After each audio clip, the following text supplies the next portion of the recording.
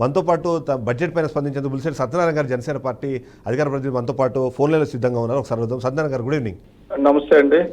నేను యాక్చువల్ గా కోనవరం అనే ఒక విలేజ్ లో ఉన్నాను. నేను బడ్జెట్ గురించి పూర్తిగా చూడలేదు, కానీ బడ్జెట్ గురించి మాట్లాడతామంటే సరే ఇమ్మని చెప్పాను. But I'm not aware of complete budget గురించి తెలియదు, కానీ ఇది వరకు కంటే బడ్జెట్ చాలా బాగుంది అన్నది తెలుసు. ఎందుకంటే ఎస్సీల సంక్షేమానికి 20,000 కోట్లు, అలాగే బీసీల సంక్షేమానికి 47,000 కోట్లు, అల్పసంఖ్యాక వర్గాల కోసం 5,400 కోట్లు, అలాగే పాఠశాల విద్యా దీని గురించి 31,800 కోట్లు, ఉన్నత విద్య గురించి 2,500 కోట్లు, వైద్య ఆరోగ్యం గురించి 19,264 కోట్లు, పంచాయతీరాజ్ శాఖకి 18,847 కోట్లు, ఇలాగా అంతా కొద్దిగా చూస్తే జలవనరుల శాఖకి 18,000 కోట్లు, అలాగే పోలవరం గురించి ఇవన్నీ చూసిన తర్వాత నాకు ఐ థింక్ అంటే ఓవరాల్ గా బడ్జెట్ చాలా బాగుంది.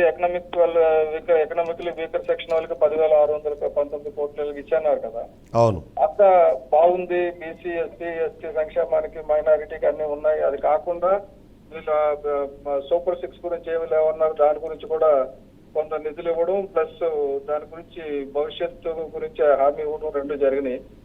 సో ఓవరాల్ గా ఇట్స్ ఎ గుడ్ బడ్జెట్ అండి. నేను దీనికి సంబంధించి డీటెయిల్ గా నేను మాట్లాడాలంటే తర్వాత మాట్లాడగలుగుతాను, ఎందుకంటే నేను కూడా క్లిమ్సెస్ ఇప్పుడే చూస్తున్నాను మీకు ఫోన్ వచ్చిన తర్వాత.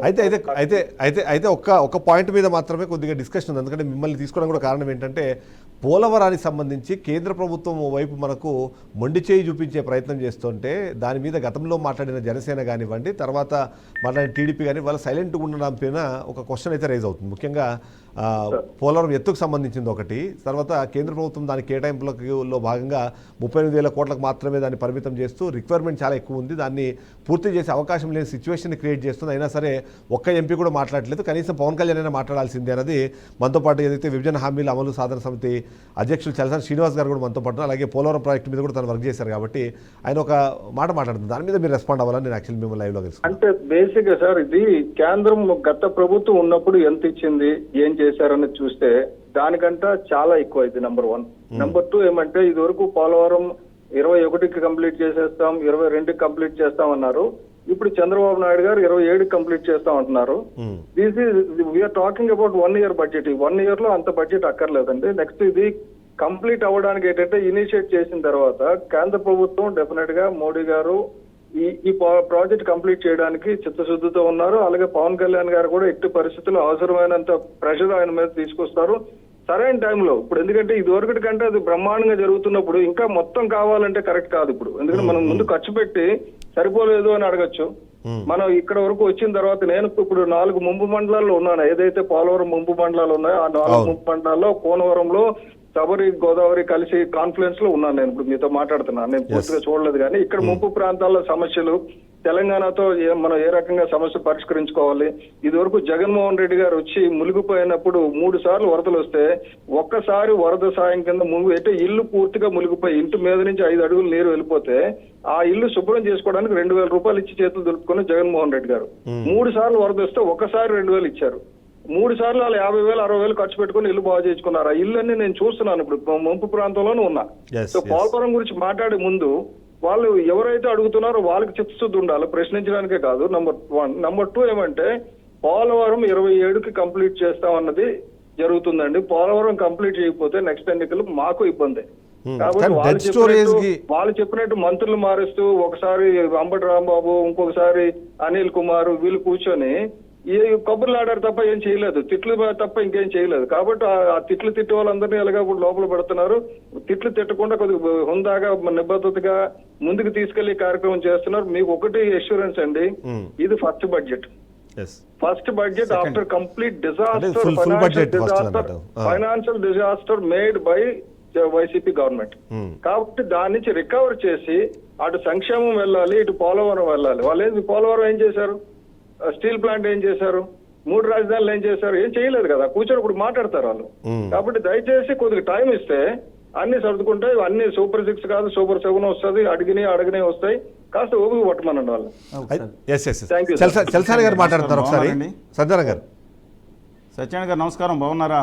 నమస్తే, ఫస్ట్ క్లాస్ చలసాని గారు. మొత్తానికి తిరుగుతున్నారు మన ఏరియాలో. సరే అండి, ఏం లేదు. తిరగాలి కదండి, మనం తిరగపోతే ఎలాగవుతుంది? లేదు, నేను అక్కడ సేవా కార్యక్రమాలు పెట్టాను, మీకు తెలుసు ఎన్నిసార్లు తెలుసు వచ్చాను. తెలుసు, నాకెందుకు తెలియదు. సరే, మీరు అది చేసే కాదు నేను పనులన్నీ అడిగింది నాకు ఒకటే. సరే, బడ్జెట్ గురించి సరే, వాళ్ళు అలా చేశారు కాబట్టి వాళ్ళకి 11 సీట్లు వచ్చినాయండి. పదే నేను కరెక్ట్. అన్నాను. అందు గురించే నేను ఇప్పుడు అదే నేను స్వయంగా మనం చేయకపోతే మనకి అదే పరిస్థితి వస్తుంది. అందులో అనుమానం లేదు నాకు. మీరు అందరూ కూడా వాళ్ళ మీ ఎంపీలు కూడా ఇద్దరు ఉన్నారు. తక్షణమే బాలశౌరి గారు కానీ వీళ్ళు కానీ చేయాల్సిన పని ఏంటంటే అండి, అర్జెంటుగానే మీకు దృష్టికి తీసుకొస్తాను. ఎందుకంటే మా ఎర్రనారాయణ గారు ఎర్రగో లేరు పెద్ద. ఇవాళ ఆ కేంద్రంలో ఒక దిక్కుమాలిన ఒక పదాలు యాడ్ చేసండి, ఈ ప్రాజెక్ట్ని శాశ్వతంగా కూడా డెడ్ స్టోరేజ్ ప్రాజెక్ట్గా చేసేస్తున్నాం, ప్రాజెక్ట్ కంప్లీట్గా భావిస్తున్నామని అనుబంధ దాంట్లో థర్డ్ డాక్యుమెంట్లో 36 తర్వాత 38వ పాయింట్ పెట్టారు. తక్షణమే మీరు స్పందించి దీన్ని మీ అమెండ్మెంట్ కనుక పెట్టకపోతే మీరు దయచేసి మీ అధ్యక్షుడి గారి దగ్గర తీసుకెళ్ళి శాశ్వతంగా వచ్చే 200 సంవత్సరాల వరకు అన్యాయం చేసినట్టు అవుతుందండి. ఆ పాయింట్ ఒకసారి మీ దగ్గర బహుశా వచ్చి ఉండదో, లేకపోతే మీరు స్పందించి ఉండరు. పంపించండి, నేను తర్వాత తప్పకుండా చూసి. లేదు, ఆ పాయింట్ చాలా ఇంపార్టెంట్. సర్వనాశనం చేసినట్టు జరిగిందండి. మీరు ఆ రోజు కళ్యాణ్ బాబు గారు అన్నారు, ఒంటి కారణం రాసుకున్నారు ఎంపీలు, సిగ్గు శరం వంటి గట్టిగా మాట్లాడారు. ఇవాళ పాయింట్ వచ్చింది, మీరు స్పందించారు. ఎందుకంటే మీరు connected to the project, forget about others అండి. ఒక చిన్న రిక్వెస్ట్ నేనేమంటే, మీరు ఏంటి లోపం అనేది నాకు పంపిస్తే ఆ లోపాన్ని సరిదిద్దే ప్రయత్నం 100% సార్లు. ఎందుకంటే 100% చేస్తాం. నెక్స్ట్ మీరే కాదు, వైసీపీ కూడా ఇగో పలానాది తప్పు జరుగుతుంది సవరించండి అంటే వీఆర్ రెడీ. అంతే తప్ప మన కన్స్ట్రక్టివ్ సజెషన్ ఇవ్వండి, వీఆర్ రెడీ టు. శాశ్వత నష్టం జరిగిపోతుంది. అమెండ్మెంట్ మీరు పెట్టించకపోతే అది తప్పకుండా జరిగేటట్టు చూస్తాం. అంటే తెలుగుదేశం నుండి వైకాపా వాళ్ళు స్పందించారు, అంటే కొంతమంది ఎంపీలు అన్నా మీ వాళ్ళు స్పందించట్లేదు. అందరికి పంపించమన్నాం, ఆలోచించండి ఒకసారి. చాలా అన్యాయం జరుగుతుంది. ఖచ్చితంగా నేను మీ దగ్గర తీసుకొచ్చే ప్రయత్నం చేస్తాను. చలసాని గారు మీకు ఆల్రెడీ పరిచయం ఉన్నారు, తను యాక్టర్గా పంపిస్తారు. నేను కూడా మీకు దాన్ని ఆ కాపీని పంపిస్తాను. మీరు ఖచ్చితంగా దాని మీద రెస్పాండ్ అవ్వాల్సి. ఎందుకంటే పోలవరం అన్నది ఆంధ్రప్రదేశ్కి జీవనాడే కాదు. అది కాదు, పోలవరం లేకపోతే గ్రావిటీలో శ్రీకాకుళంకి నీరు రావు, ఉత్తరాంధ్ర సమస్య అవ్వదు. కాబట్టి దీని మీద మొత్తం స్టేట్ ఇంట్రెస్ట్ ఉంది. టెక్నికల్ గా పెద్ద ప్రాజెక్ట్స్ కి నేను వ్యతిరేకమైనా కూడా Polavaram project is already in people mind లోకి వెళ్ళిపోయింది. దాన్ని మనం ఏం చేయలేం. కాబట్టి డెఫినెట్ గా అది పోలవరం ఇంప్లిమెంట్ అవుతుంది. అది కూడా 27కే కంప్లీట్ అయ్యేటట్టు, మళ్ళీ 29 వరకు వెళ్లకుండా, ఎక్స్టెన్షన్ వెళ్లకుండా 27 కాదు. ప్రాజెక్ట్ కంప్లీట్ అవడం అంటే డ్యామ్ కట్టడం కాదండి, మొత్తం అంతా అయిపోయింది. ఎత్తకం రాక్ఫీల్డ్ డ్యామ్ ఏముంది, దాంట్లో 2000 కోట్లు పెట్టి చేస్తారు. ఇష్యూ అది కాదు, నీళ్లు నిలబెడతాం అనేది. ఇదే డైవర్షన్ అండి. అప్పుడు ఒక ఆయనేమో ఇంచులతో కొలుచుకోమంటారు, ఒక ఆయనేమో కట్టిస్తాం అన్నారు. ఉమా గారి దగ్గర నుంచి అనిల్ కుమార్ గారు, అంబటి రాంబాబు, వాళ్ళ ఇష్యూ అది కాదండి. మొత్తం డైవర్షన్ పాలిటిక్స్ నడుస్తుంది. నీళ్లు ఎంత ఎత్తులో నిలబెడతారా లేదా అనేది ఇంపార్టెంట్ అండి. కడతాం ఎలా కడుతున్నారు మళ్ళీ ప్రాబ్లం. మన పోలవరాన్ని తక్కువ చేసే అధికారం ఏ గవర్నమెంట్కి లేదు. 150 తగ్గించే అవకాశం లేకుండా. కానీ నీళ్లు నిలబెట్టే విషయంలో మాత్రం దుర్మార్గం జరుగుతుందండి. వాళ్ళ కేంద్ర బడ్జెట్ చెప్పింది అది. శాశ్వతంగా వచ్చే 200 సంవత్సరాలు ఈ దుర్మార్గాన్ని మీరు దయచేసి. ఇప్పుడు చలసాని గారు, ఇప్పుడు 4 ముంపు మండలాల్లో ఈ రోజు వరకు గత ప్రభుత్వం ఏ ఇంట్రెస్ట్ తీసుకోలేదు. 4 ముంపు మండలాల్లో ఉన్న ప్రజలకు రిహాబిలిటేషన్ కల్పించలేదు. వాళ్ళ స్కూల్స్ ఉండండి, వాళ్ళ స్కూల్స్ లేవు. ఇవన్నీ లేకుండా నీరు నిలబెడితే ఇక్కడ ఉన్న వాళ్ళందరూ గంగలో కొట్టుకుపోతారు. కాబట్టి 27కి ప్రాజెక్ట్ కంప్లీట్ అవ్వాలంటే వీళ్ళందరికీ రిహాబిలిటేషన్ కంప్లీట్ అవ్వాలి. అందరూ కలిసి తెలంగాణ ఆంధ్ర మంత్రులు కలిసి బోర్డర్ లో కూర్చొని మాట్లాడుకున్నారు. దాని మీద నేను ఫీల్డ్ లెవెల్లో ఇన్ఫర్మేషన్ తీసుకోవడానికే నేను వచ్చి క్షేత్రస్థాయిలో పనిచేస్తున్నాను. పోలవరం ముంపు ప్రాంతాల పరిస్థితి ఏంటి, అక్కడ ప్రజల పరిస్థితి ఏంటి, ఎంత ఫాస్ట్ గా ప్రాజెక్ట్ అయితే వీళ్ళు ఎంత ఫాస్ట్ గా వీళ్ళు రిహాబిలిటేట్ చేయాలి, రిహాబిలిటేషన్ ఉన్న దానికంటే మంచిగా ఉండాలని చట్టం చెప్తుంది. అసలు రిహాబిలిటేషన్ పూర్తిగా లేకుండా ఇప్పటి వరకు ఎవరు తయారు చేయకుండా వదిలేశారు గత 6 ఏళ్లుగా. ఇప్పుడు వచ్చిన తర్వాత నుంచి చాలా జెట్ స్పీడ్ లో వర్క్ స్టార్ట్ అయింది. Thanks to central government. మనం ఎన్ని మాట్లాడుకున్నా కూడా ఇవాళ సెంట్రల్ గవర్నమెంట్ ఆదుకోకపోతే మనం ఇవాళ ఆంధ్రప్రదేశ్ రాష్ట్రం కాబట్టి మనం చేయాల్సింది చేస్తున్నాం. అది కాదు ఇంకా చేస్తాం. మోసం చేస్తుంది. Thank you.